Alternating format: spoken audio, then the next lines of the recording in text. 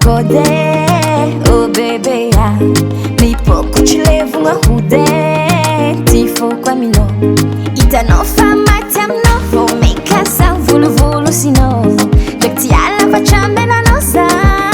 Araro tino Basik se mon bébé. Aja wikiza Sam no fate ngatie. Ta fidi chiluacha Sawa leva mi no. Sao Tiffany no. Inde sangara kanafo. Oh baby yeah. Karafa ulvana hutsa ti alam nosh ta fi alam no.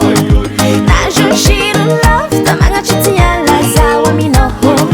Tacha no tam kode. Oh baby yeah. Mi poku chilevunga ude. Tifo kwa mi no. Adalanga no chuvita.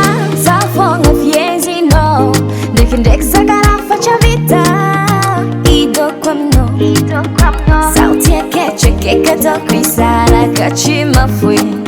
Sauti yake chekeka tokwisara kachima fwe.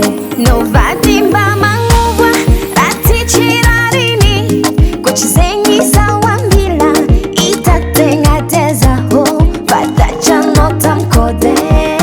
Oh baby ya mipo kuchilevunga hude.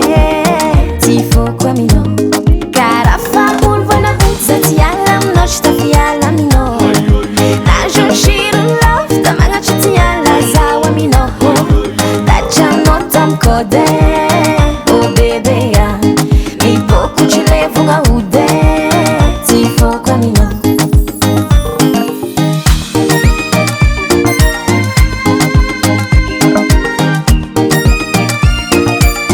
Ararot no lua choftiava kwa no yue.